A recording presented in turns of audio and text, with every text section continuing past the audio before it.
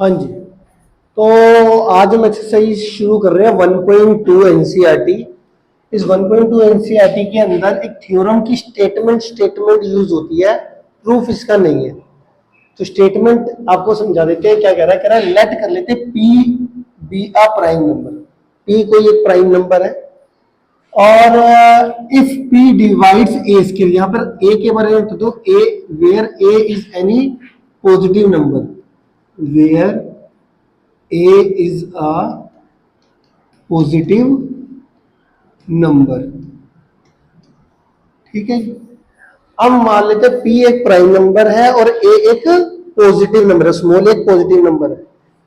अगर कोई prime number किसी पॉजिटिव नंबर के स्केयर को डिवाइड करेगा तो वो प्राइम नंबर उस पॉजिटिव नंबर को भी डिवाइड करेगा। मेरी बात समझ में आई? एग्जांपल देके समझाता हूं, ज्यादा समझ में। जैसे मैं कहता हूं पी एक प्राइम नंबर है ना, पी मैंने ले लिया 2 और ए की वैल्यू मैंने एग्जांपल ले ली 4। अगर कोई 2 नंबर है वो 4 के स्केयर को डिवाइड कर रहा है। 4 का स्केयर कितना होता है? 16। तो 2 16 को डिवाइड करता है, तो 2 डिवाइड 4 को भी करेगा। ये है कि अगर कोई प्राइम नंबर किसी पॉजिटिव नंबर के स्केयर को डिवाइड करता है तो वो प्राइम नंबर पॉजिटिव नंबर को भी डिवाइड करेगा। समझ में आ गई मेरी बात? तो इन्होंने इसी में थ्योरम दे रखी है, let p be a prime number where if P divides a square then p divide a also where a is a positive integer. यहां पे नंबर की जगह पे इंटीजर लिख लेना, नंबर की जगह पे इंटीजर लिख लेना। मेरी बात समझ में आ रही है कि नहीं आ रही? ये दोबारा समझाओ, आगे चलो। 100% कि अगर कोई प्राइम नंबर किसी पॉजिटिव इंटीजर के स्केयर को डिवाइड कर रहा है तो वो प्राइम नंबर पॉजिटिव इंटीजर को भी डिवाइड करेगा। तो आपने पहले एग्जांपल तो ऐसे लेने, मान लो जैसे ये है प्राइम नंबर p और ये है a 4। तो कोई प्राइम नंबर अगर पॉजिटिव इंटीजर के स्केयर्स को डिवाइड कर रहा है, इफ कर रहा है, देन वो प्राइम नंबर पॉजिटिव इंटीजर को भी डिवाइड करेगा। आप कोई सा भी एग्जांपल ले सकते हो। ठीक हो गया?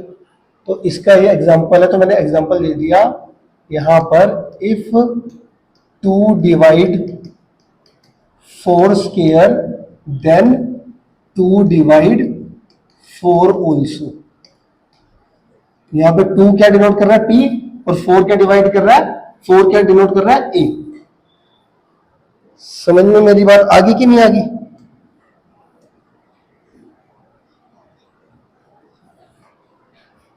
ये थ्योरम आपको क्लियर है? ठीक है। अब इसमें अगला आता है जी हमारा, साथ लिख लिया इसको, लिख लो। अब जो ये थ्योरम है, ये थ्योरम कहां पर लगती है? जब √2 को या √5 को इरेशनल प्रूफ करना होता है। तो हम इस एक्सरसाइज में सबसे पहले आपको मैं दिखाऊंगा कि √2 को इरेशनल कैसे प्रूफ करना। ठीक है, करें स्टार्ट। और √2 को हम देख लेते हैं यहां पर। हमारे को इसमें सबसे पहला एग्जांपल है, √2 इज अ इरेशनल प्रूफ करना है। Prove that √2 is a irrational number. √2 को क्या प्रूफ करना है?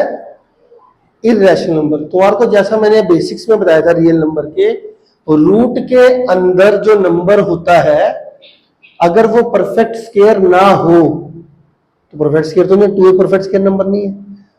तो अगर रूट के अंदर वाला नंबर परफेक्ट स्केयर ना हो तो पूरे इसका आंसर जो आएगा वो एक non terminating non repeating number आता है, और ये एक इरेशनल नंबर को डिनोट कर रहा है। डेट मींस रूट के अंदर जो नंबर है अगर वो परफेक्ट स्केयर ना हो तो ये पूरा नंबर इसको डिनोट करता है इरेशनल को। अभी हमें यही प्रूफ करना है, √2 को इरेशनल प्रूफ करना है। अब इस √2 को इरेशनल प्रूफ करने के लिए फटाफट स्टार्ट करते हैं। Prove that root two is a irrational number. इसके लिए कैसे स्टार्ट करेंगे? लेट अस, साथ के साथ लिखते हैं ना, let us assume to contrary, let us assume to contrary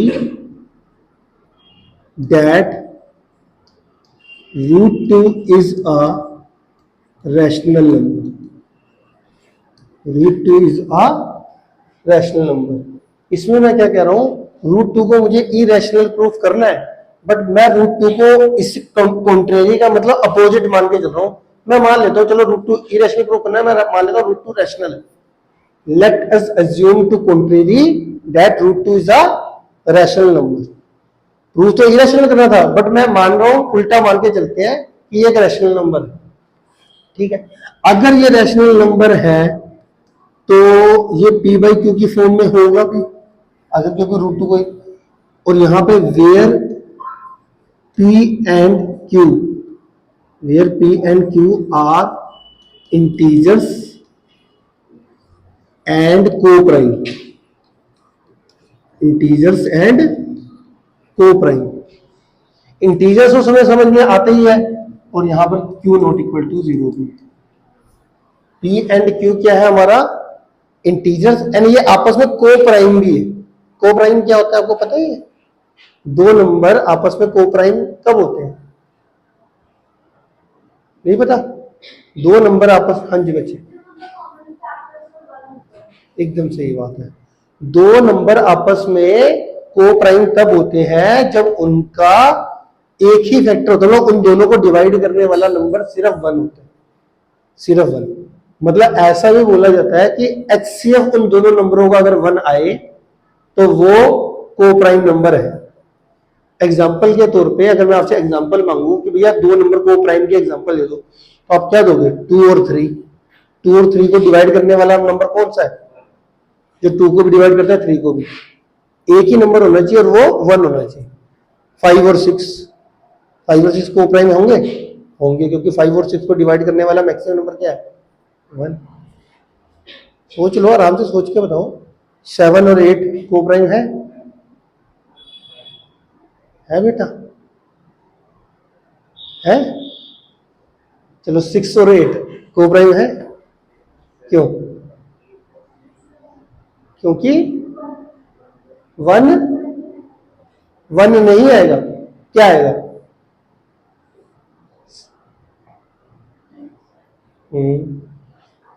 1, 6 और 8 को डिवाइड करने वाले नंबर कौन से आ रहे हैं? 1 भी आ रहा है, 2 भी आ रहा है, 2 आ गए ना। हमने मैम ने तो बोला था कि ऐसे दो नंबर आपस में कोप्राइम तब होंगे तो उनको डिवाइड करने वाला नंबर एक ही होगा और वो है 1। आप सिंपल सी बात को समझ रहे हो? मैं आपसे कोई भी एग्जांपल ले रहा हूं, आपने सिर्फ ये देखना उन दोनों को डिवाइड करने वाला नंबर सिर्फ 1 ही आना चाहिए। अगर 1 से ज्यादा आ गए तो आप ये नहीं बोल सकते कोप्राइम। समझ में आ गया? 13, 14 क्या आएगा? है कोप्राइम?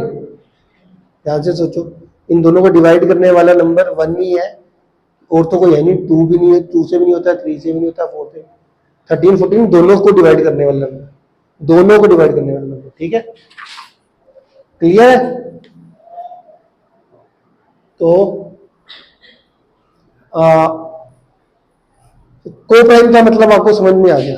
ठीक है, अब देखो ये हमारा root 2 equal to p by q हो गया, और यहाँ पे पी और क्यू कोप्राइम लेके चल रहे हैं हम, पी और क्यू को कोप्राइम लेके चल रहे हैं। और इस बात का ध्यान रखना कि हम यहां पर लास्ट में जब प्रूफ करने वाले हैं, वो क्या प्रूफ करने वाले हैं देखते जाना।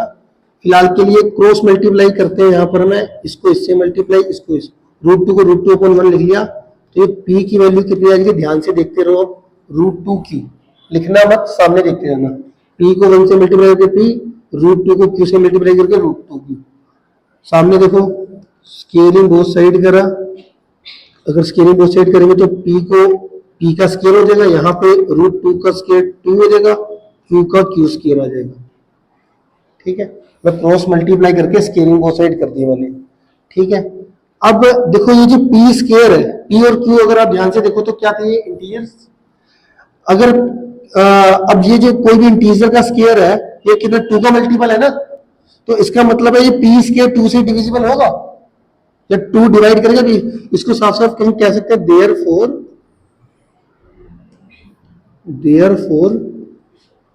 2 डिवाइड पी स्केयर। ये साफ साफ दिख रहा है आपको? अगर पी स्केयर 2 का मल्टीपल है तो पी स्केयर 2 से डिविजिबल होगा, या कह सकते हैं 2 डिवाइड कर रहा है P, 2 divide P square.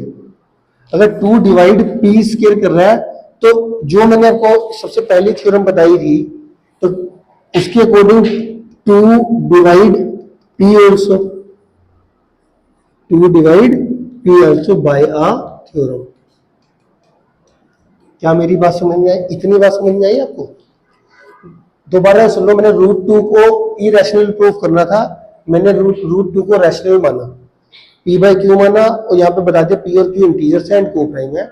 Cross multiply करा, स्केयरिंग बोथ साइड करा, क्रॉस मल्टीप्लाई करके स्केयरिंग बोथ साइड करा। अब p स्केयर अगर 2 का मल्टीपल आ गया, अगर p स्केयर 2 का मल्टीपल है तो p स्केयर 2 से डिवाइड भी हो रहा होगा, तो मैंने लिख लिया p स्केयर डिविजिबल बाय 2 लिख लो, या 2 डिवाइड p स्केयर लिख लो, सेम ही बात है।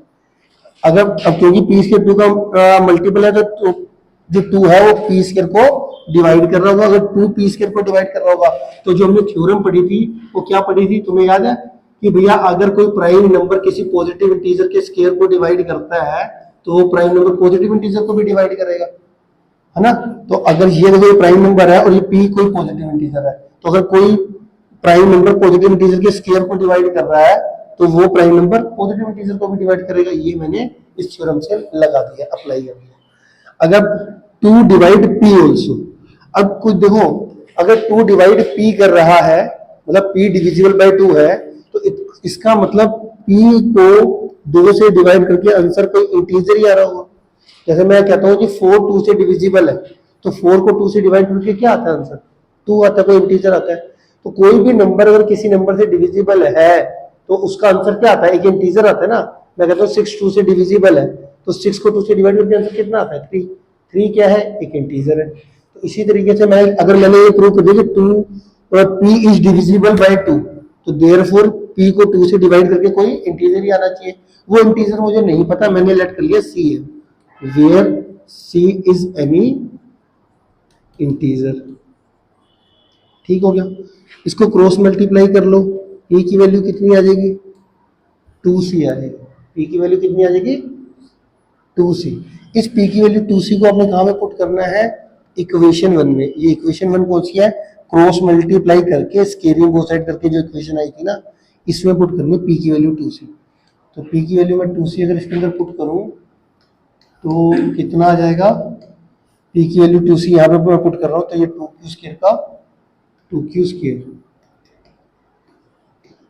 तो ये कितना आ जाएगा? 4c square is equal to 2q square. ये 2 को डिवाइड में ले जाएंगे तो कितना आ जाएगा? 4c square upon 2 is equal to q square. 2 से 4 काट के q square is equal to 2c square. अब ये देखो q स्केयर जो होगा 2 का मल्टीपल हो गया। फिर से हम ये कह सकते हैं q square is divisible by 2, divisible by 2, या उल्टा भी बोल सकते हैं 2 डिवाइड q स्केयर। अब q square is divisible by 2, therefore q is also divisible by 2। ये किससे पता चला? Bye theorem, bye theorem. ठीक है? अब q अगर 2 से डिविजिबल है तो फिर से भी बात है, q को 2 से डिवाइड करके कोई इंटीजर आने ही आना है। तो अच्छा, मैंने क्या इसमें देखा एक बात, आप पीछे अगर देखते हो, आपने इनिशियल में p और q को प्राइम माना था। सबसे पहले p और q को क्या माना था? को प्राइम।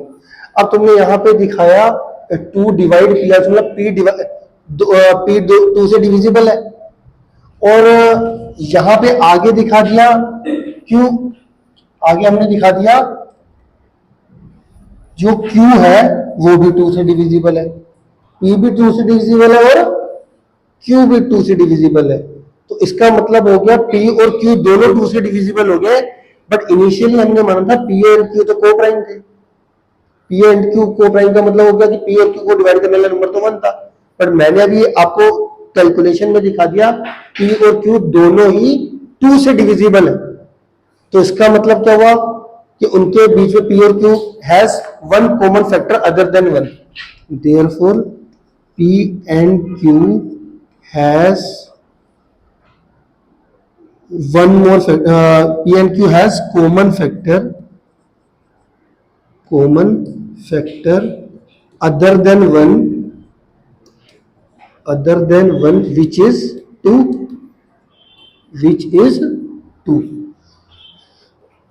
को प्राइम तो थे जो उन दोनों को डिवाइड करने वाला नंबर 1 था, पर मैंने आपको दिखा दिया कि भैया यहाँ पे कॉमन फैक्टर अदर देन 1 कौन सा आ गया, तो क्योंकि P भी 2 से डिविजिबल हो गया और Q भी 2 से डिविजिबल दिखला दिया मैंने, तो therefore P and Q are not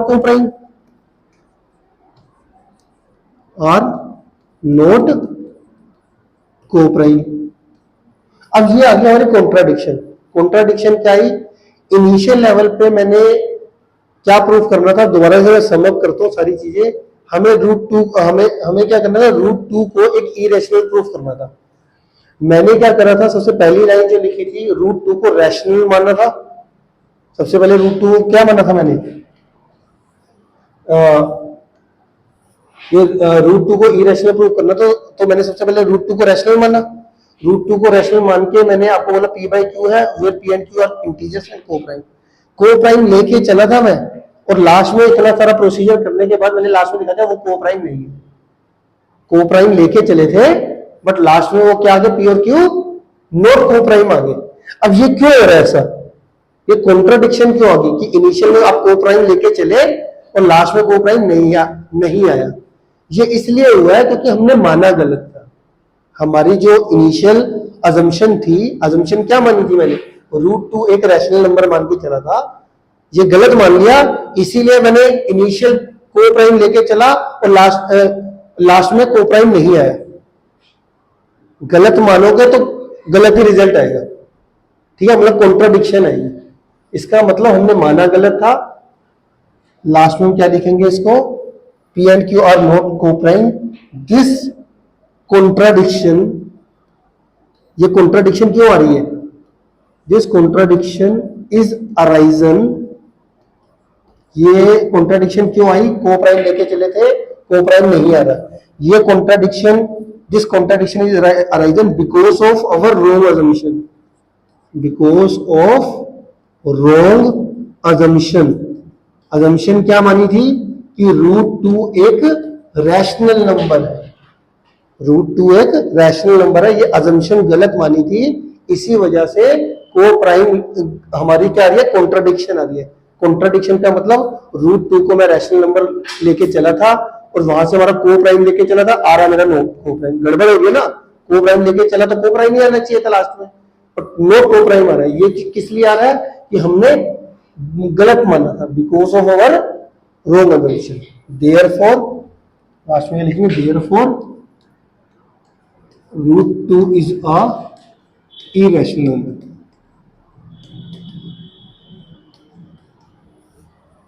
ठीक है, अब दोबारा से एक बारी लिख लो इसको।